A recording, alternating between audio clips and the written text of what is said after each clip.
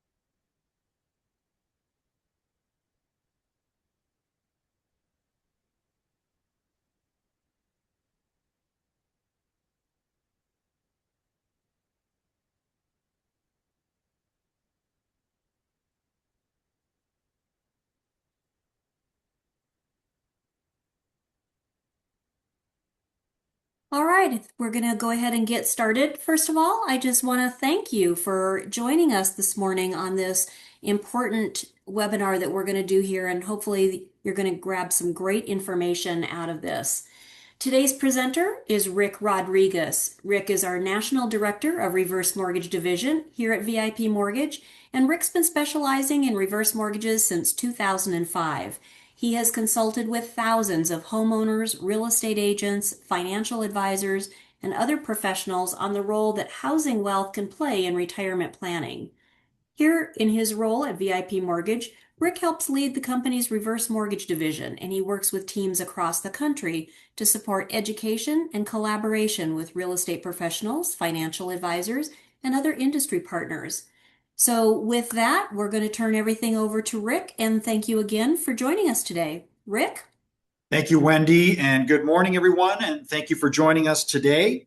Our division, so you know, works exclusively in the reverse mortgage space, and we spend a lot of our time partnering with financial advisors, estate planning attorneys, and other professionals to help evaluate how housing wealth may fit into a comprehensive retirement income strategy. Today's session is educational, and the objective is to examine whether and if reverse mortgages may serve as a planning tool within the broader context of fiduciary retirement advice. As advisors, we know that you're navigating increasing longevity risk, sequence of returns risk, tax complexity, and client expectations for more comprehensive solutions. At the same time, many clients hold a significant percentage of their wealth in home equity, an asset that unfortunately is often excluded from financial planning decisions. During this session, we're going to review how reverse mortgages are structured, the built-in consumer protections, and some of the academic research surrounding coordinated withdrawal strategies and standby liquidity planning. The goal is to provide clarity so that you as the advisor can determine whether incorporating housing wealth via a reverse mortgage is appropriate for certain client profiles within your practice. So let's begin and see, why is this topic important to you, the advisor? Well, as you already know, rising mortgage debt in retirement has been an issue. There's more clients that are retiring with mortgage payments, of course, reducing the retirement income flexibility that they may have. Longevity risk is real. Good news, clients are living longer, and unfortunately, many may risk outliving their savings. Housing wealth may be an untapped solution. There is an increased demand to have creative strategies, to employ creative strategies, and financial advisors are expected to provide more comprehensive, personalized retirement solutions. And we know reverse mortgages are very misunderstood. One of the things that we want to do here today is to help dispel some of the myths. So this can allow advisors to explore this tool as part of retirement planning. And of course, your fiduciary duty and knowing all available options, including housing wealth, helps meet that standard of care that you want to provide, of course, to your clients. Today's topics that we're going to cover, some of the most common challenges that retirees face today. We're going to give you an introduction to reverse mortgages and then go into some of the strategic uses of the product, and then working with the retirement mortgage specialist and how that can potentially aid your business and your clients.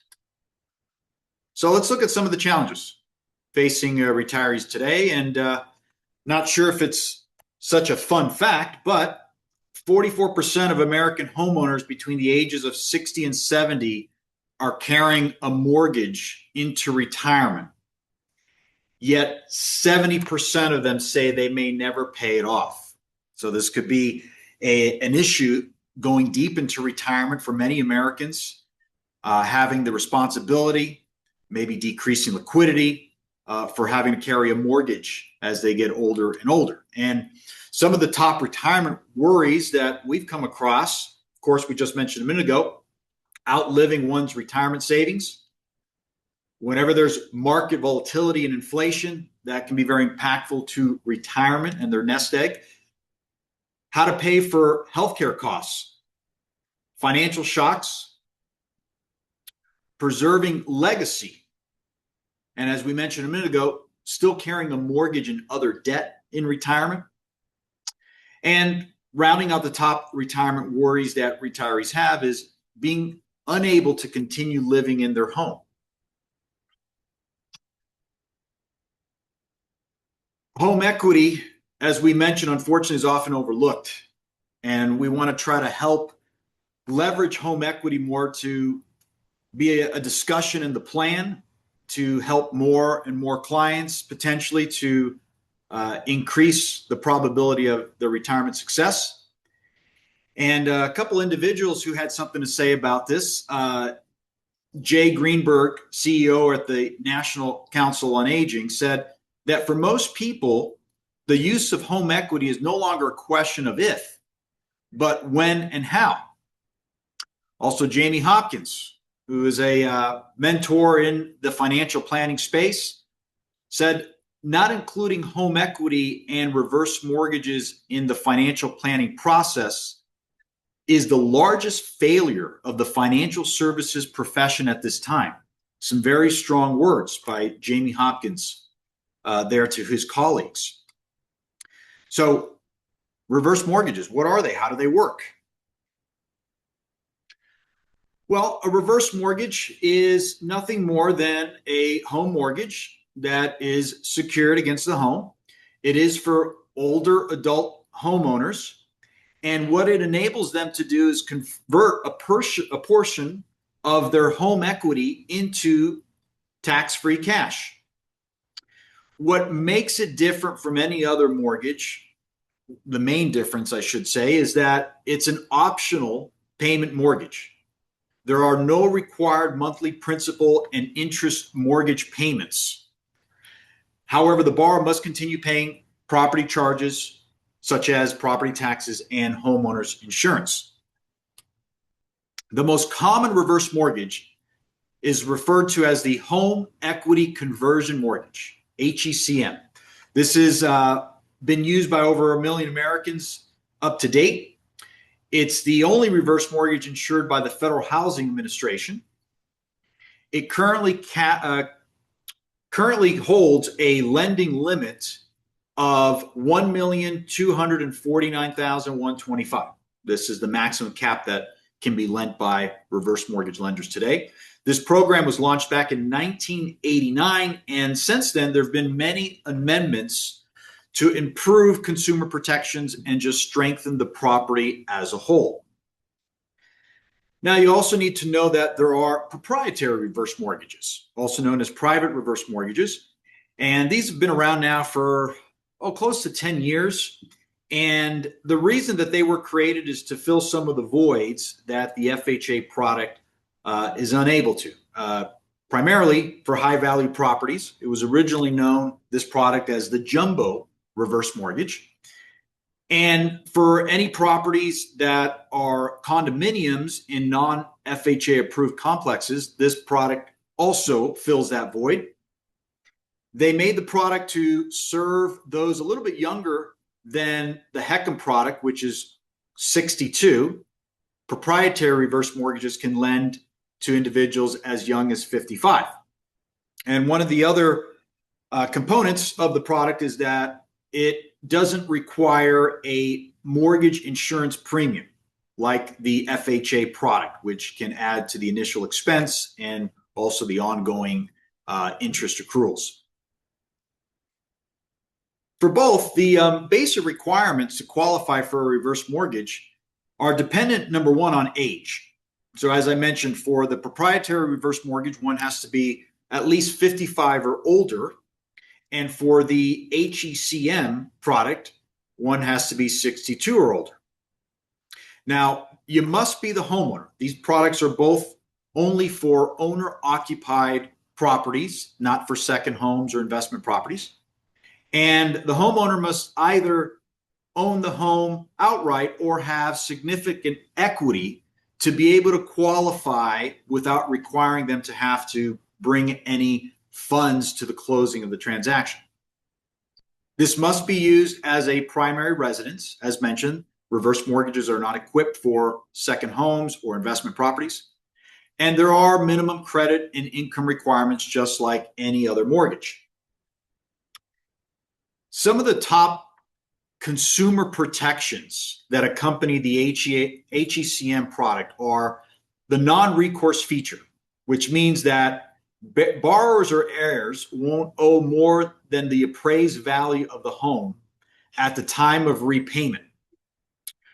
Borrowers must also receive counseling from a HUD-approved agency, and the product put limits in place some time back to help homeowners to better manage their funds, that they qualify from a reverse mortgage. So we have initial disbursement limits in the first 12 months on how much can be accessed from the reverse mortgage.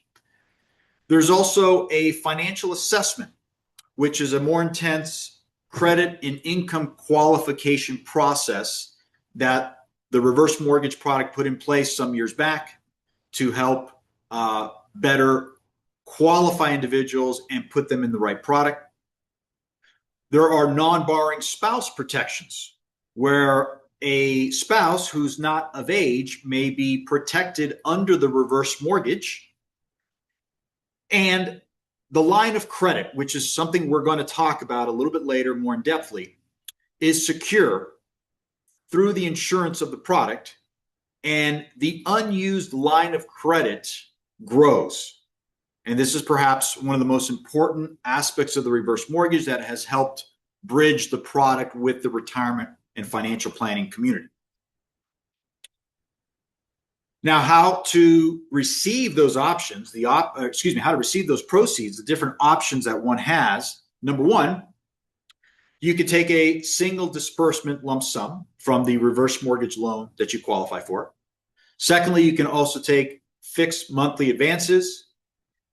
Thirdly, you can have the funds placed in a reverse mortgage line of credit. And lastly, you can do a combination of any of those options. When asked how much can my client qualify with a reverse mortgage, the amount of funds that one qualifies for depends on three factors. Number one is the age of the youngest borrower. So if we have two or more borrowers qualifying on the loan, we have to take the age of the youngest. The current interest rate at the time that they obtain their reverse mortgage is also a factor. And then, of course, the value of the home as compared to the lending limit. So it would be the lesser of the two for the HECM product. Now, based on those factors, your client qualifies for a percentage. And we have a table here to show at different interest rates and different ages what that percentage would look like. And of course, at every single age, the percentage is going to be a little different, but we've shown you a couple different examples here. In our hypothetical example, take a borrower who's aged 72, the youngest borrower that is, in an interest rate environment of 6%. If their home value is 1 million, they would qualify for 41.6%, what we call the principal limit. That's another word for loan amount. So in this example, this individual whose home is free and clear would qualify for a reverse mortgage loan amount of $416,000. Now, once you have a reverse mortgage, questions asked, well, do I have to make any payments? And when is it due? As mentioned previously, this is an optional payment mortgage. So one is not required to make a payment as long as they're living in their home as their primary residence. When the loan is due is when, number one, the borrower sells the home, or if they transfer title to someone else and they're no longer living in the home, and if there's any default on the loan terms. The loan terms would be, of course, as we're mentioning, primary residency. As long as you maintain primary residency, you are maintaining the requirements of the loan product. You have to continue paying your property taxes and homeowners insurance. So if you fail to pay those amounts for a period of time, that could bring about a loan default. And then, of course, if you're going to sell the house, that's when the loan would be paid in full. Otherwise, if there are more than one borrower, the last surviving borrower, once that person passes away, that is when the reverse mortgage is due in full. And that's most commonly when we see reverse mortgages become due and payable. Now, at that point, the heirs have an option. And assuming that the borrower has clearly identified who their heirs or beneficiary are, we always like to recommend that they speak to an estate attorney about this, have maybe a living trust in place or whatever other type of instrument that an attorney could recommend. But as long as it's clear that the heir is receiving title to the home, they now have the ability to decide what they want to do. If there's any equity left, or if not, that could certainly influence them on their decision. So if there is equity and the heirs want to keep the home, then they would just pay off what is owed or refinance the reverse mortgage balance into a loan of their own name with their own payments. They could also purchase the home if there is no equity remaining. And for the heirs, the product has a protection in place in that they're allowed to pay not what the balance of the reverse mortgage is in an upside down situation, but they're allowed to pay 95% of whatever the property appraises for at that time. If the heirs do not want to keep the home, then they would simply sell the home and pocket any profits if there's equity left. Or if there's no equity left, they can simply sign a deed in lieu of foreclosure and walk away from the home without any impact to their credit or to their finances. Now let's talk about some of the strategic uses of reverse mortgages. And we like to use the three buckets of wealth. And in these three buckets of wealth, bucket number one is monthly income. And for people who are whether working or retired, this would include wages, commissions, pensions, Social Security. Bucket number two would be their nest egg, whether it be traditional 401ks, stocks, bonds, life insurance. And bucket number three is home equity. Now, in traditional thinking, in retirement planning, once a person reaches the age of retirement, typically bucket number one and number two are the buckets that are utilized to help supplement income and help with their retirement needs. Where bucket number three, home equity, is often ignored. What we're trying to change here is to bring home equity into the mix, where home equity could be leveraged. And through this product, the reverse mortgage, since there are no monthly mortgage payments, individuals can utilize that housing wealth as, for example, a buffer asset to help them when situations arise, needs arise. They can turn to the home equity bucket via a reverse mortgage and not always have to just turn to the nest egg. There's been a lot of research that has been done on this strategy, and some of the main individuals who have pioneered that research and have written some very good articles and even books on the matter, starting with Wade Pfau, who many of you might know. He wrote a book incorporating home equity into a retirement income strategy, which discusses a lot of the principles that Barry Sachs began bringing to light in his article, Reversing the Conventional Wisdom, Using Home Equity to Supplement Retirement Income. This was back in the mid 2000s.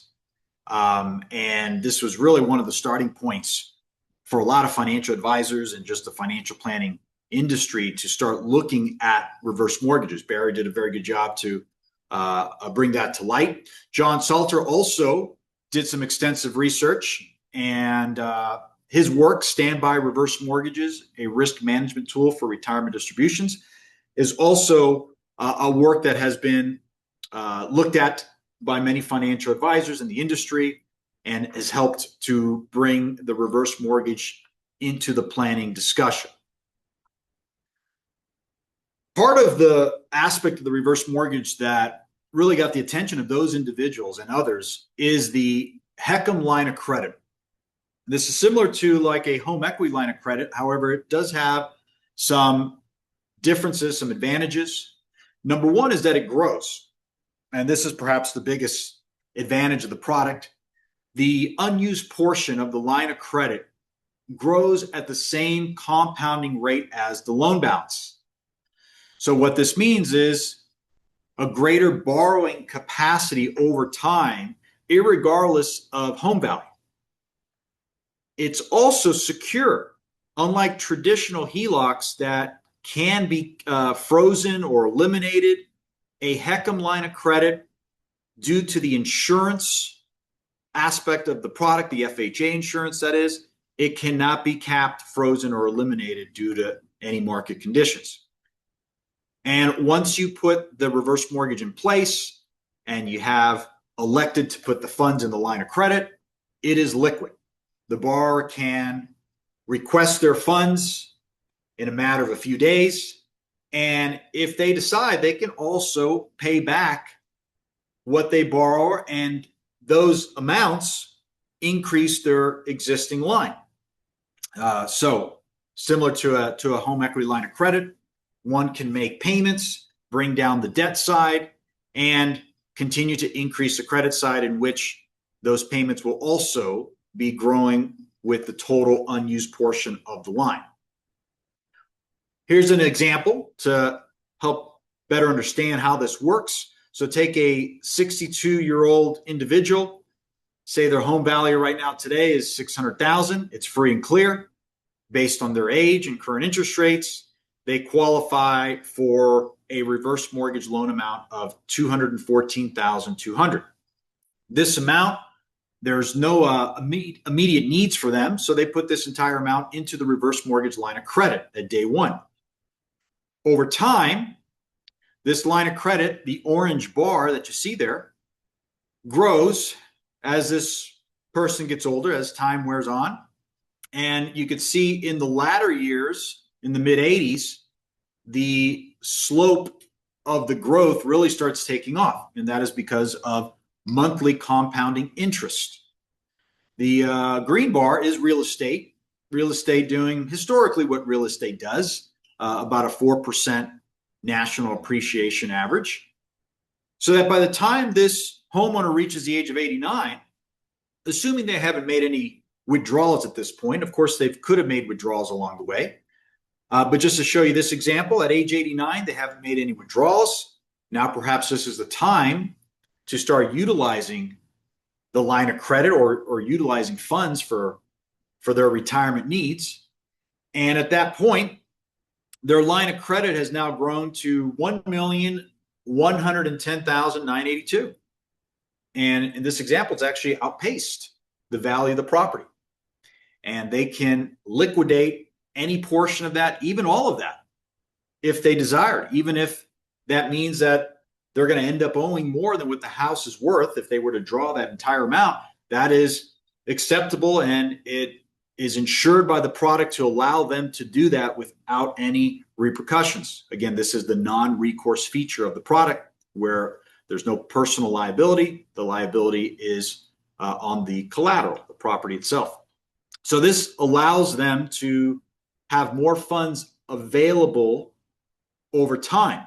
Wade Pfau was asked some time back, when is the opportune time to put a reverse mortgage in place? And his answer was as soon as possible because of this line of credit feature, meaning that, like this borrower here, if you put the reverse mortgage line of credit right as soon as you can at age 62, even though you don't need it at that time, you may not need funds at age 62, but this will allow you to have more capacity to borrow more, have more funds in the future when the need arises. Now, what are some ways that the reverse mortgage can help your clients? Well, number one is improving cash flow. And that's really what the reverse mortgage is about, is taking an illiquid asset, real estate, and being able to tap into a portion of that, liquidate it without any monthly payments required, so that now they can use it in a variety of ways. Certainly helping them coordinate spending. And a lot of research has been done by the individuals that I mentioned previously, along with others, on how the longevity of the portfolio can be increased by coordinating spending between investments and reverse mortgages. How the line of credit can serve as a standby portfolio protection to be used in time when needs arise. And overall, what this is shown to do is it can better protect the investment portfolio from market volatility. And the end game really is to help make investments last longer, keep more assets under management, while their net worth will not necessarily decrease. Some cases maybe even increase. Loan proceeds can be used to fund pretty much anything. Medical expenses, long-term care, which we know is a hot button in the retirement community right now. Home renovation projects, certainly large purchases. The reverse mortgage can also be used to refinance an existing mortgage. As we mentioned earlier, 44% of Americans are carrying a mortgage into retirement. This can help to eliminate the burden of fixed monthly mortgage payments and have that liquidity now freed up, that cash flow freed up to be used in other areas of one's life, such as consolidating high interest debt and credit cards, which we know right now are at some all-time highs. Perhaps even helping them to get the most lifetime value from the Social Security benefits by utilizing the reverse mortgage early in retirement. This could be used as a tax management tool to receive deductions when needed, when payments are made. It can help for things like Roth conversion costs, or even to withdraw less from IRAs and other taxable sources. Some will use the growing line of credit to hedge against declining home values, since the line of credit grows independently of one's home's value. And also, many people are not aware that you can use a reverse mortgage to buy a new home, which we're going to talk about here in a moment. Now, we wanted to give you an idea of what are three types of clients over the age of 62 that might be able to benefit from a reverse mortgage. First is the 56% of Americans who have their house paid off. The second bucket would be the other 44% that have a mortgage and are still making payments, most likely for another 25 years or so. And the third bucket would be those who are in the wrong house or not in their forever home and may want to be able to whether downsize or right size into that home. So let's take the first group where the house is paid off. Why would the reverse mortgage be used? What are some ways that it can help? Well, offsetting sequence of returns risks, using that line of credit only in periods when the market is down and it makes less sense to draw from the investments. That could give reason to draw from the line of credit only in those periods. Long-term care funding. Latest stats that we've seen is that about 7% of Americans have long-term care insurance, but we know that over 70% of us are going to need it one day. Using income to avoid stepping up to a higher tax bracket. So using the reverse mortgage, in other words, when times of liquidity are necessary or other needs arise, and avoid having to take from other taxable sources that could put you in a higher tax bracket. And Roth conversion, making the tax payment of the Roth conversion via the reverse mortgage line of credit for those who either A, don't have the funds for that or don't want to draw from other investments to do so. So 3 ways to save on income taxes, of course, by doing the Roth conversion. Stacking deductions, where you can make payments on your reverse mortgage as often as you'd like, but perhaps every couple years to help increase that interest deduction so that one can then itemize the mortgage interest. Decreasing taxable income, as we mentioned, by drawing on the credit line, using the credit line instead of, again, taxable sources. Now, what about the second group who are still paying a mortgage? Well, many of these individuals are still going to be paying a mortgage until they reach their 80s or 90s. And if they had a reverse mortgage or if they didn't have those payments, where else could that cash flow go? So think about having the reverse mortgage in place where now it's an optional payment mortgage that frees up that monthly cash outflow that they were making on the mortgage payment that can now be redirected to other areas of their life. For example, bucket number 2, their savings bucket. Now they can start contributing those funds instead of writing a check to a mortgage company and continuing to grow home equity at this point in their life. They can start redirecting and applying that to their retirement savings. They could also make payments to the reverse mortgage. And the advantage of that is, of course, not only is that reducing the debt balance, but it's also increasing their available line of credit, which is then growing at the same interest rate as the loan. For the third group, those who are not in the right home, we can help them right size or downsize or upsize without tapping into their portfolio using a reverse mortgage for purchase.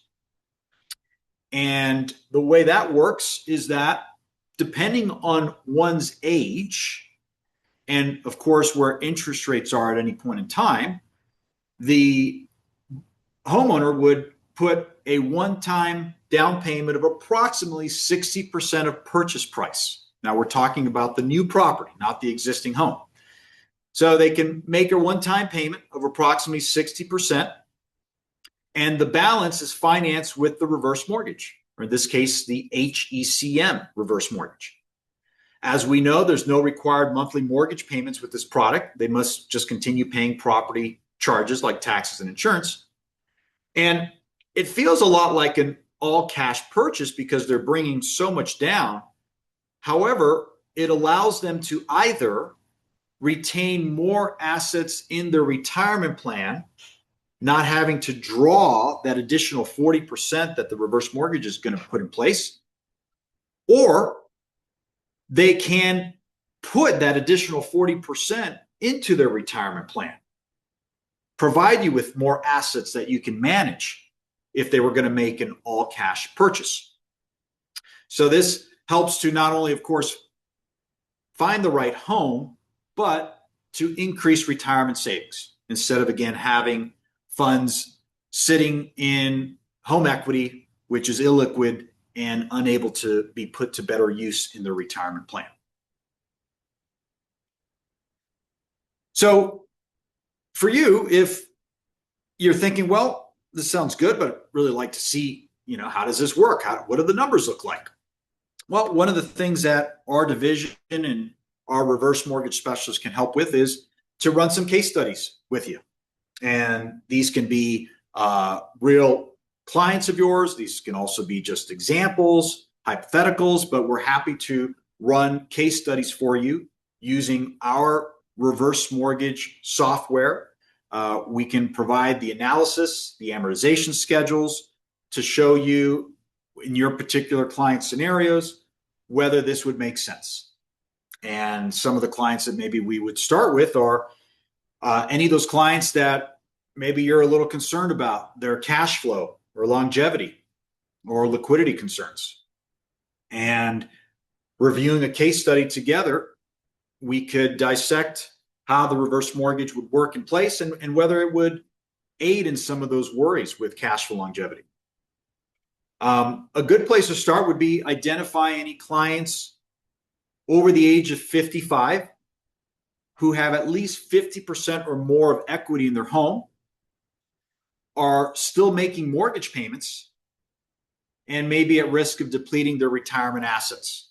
This would be a good place to start to try to help those individuals to increase the longevity of the portfolio with a reverse mortgage in place.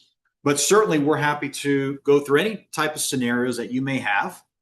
What I would suggest is for anyone interested, reach out to the VIP representative that invited you to this webinar today, or you can always send us an email. You can send myself an email directly, and we can put you in touch with the right individuals in your area. And even here at the national level, we can run scenarios for you and discuss it to see if this is something that might work for you and your clients. Okay, we've gotten here to the question portion. Wendy, do we have, and if you haven't yet, if you've got any questions, feel free here to put it in the chat at this time, and happy to go over any questions that anyone might have out there.